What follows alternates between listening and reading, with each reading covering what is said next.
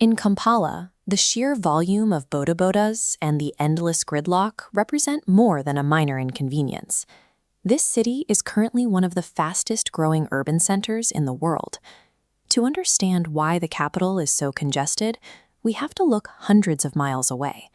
The pressure in the city is a direct consequence of birth rates in remote, sparsely populated rural villages.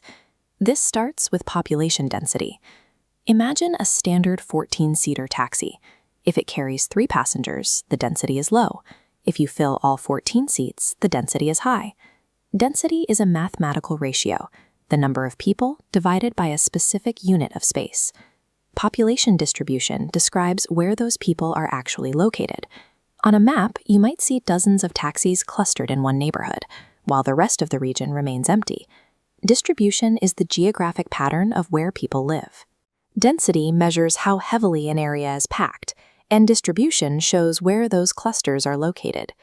Tracking how these two metrics interact reveals why East Africa's urban centers are currently reaching a breaking point. This chart is the demographic transition model, and it tracks the math behind the region's growth. Over the last few decades, modern medicine and immunization have caused East Africa's death rate to drop. People are living longer, and child mortality has decreased significantly. However, cultural factors and limited access to family planning have kept the birth rate consistently high at the top of the chart. This gap between the high birth rate and the dropping death rate creates a massive mathematical surplus. This is a population explosion.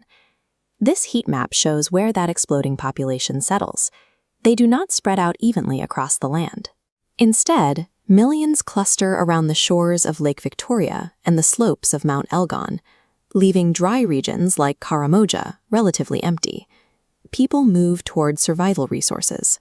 These high-density clusters exist because of fertile volcanic soils and reliable rainfall, providing the resources to support large agricultural communities. But every landscape has a limit. When a rapidly multiplying population is confined to these fixed, fertile pockets, the land eventually runs out, triggering a wave of forced migration. This creates push factors in rural areas.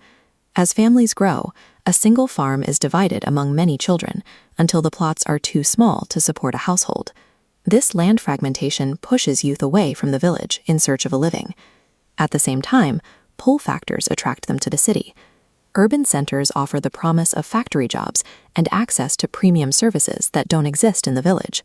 Migrants are drawn by the prospect of higher education at institutions like Makerere University and by the specialized healthcare services provided at facilities like Mulago Hospital. Pause the video here. Identify a specific push or pull factor acting on this individual, and predict 2 physical consequences that will occur in the city when millions of people make this same journey. Overpopulation is a broken ratio.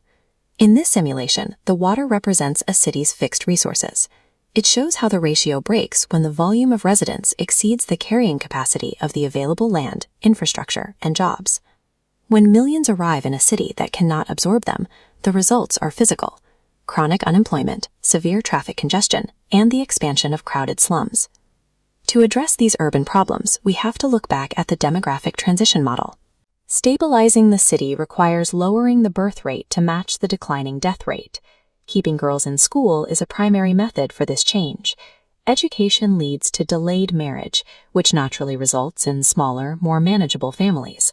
When combined with increased access to family planning and healthcare, the population growth slows down, allowing the economy to catch up with the needs of the people. The entire system is connected. High birth rates drive a population explosion that exceeds rural land limits. This triggers migration to the cities, resulting in overpopulation. By managing growth through education and healthcare, this entire mechanism can be brought back into balance.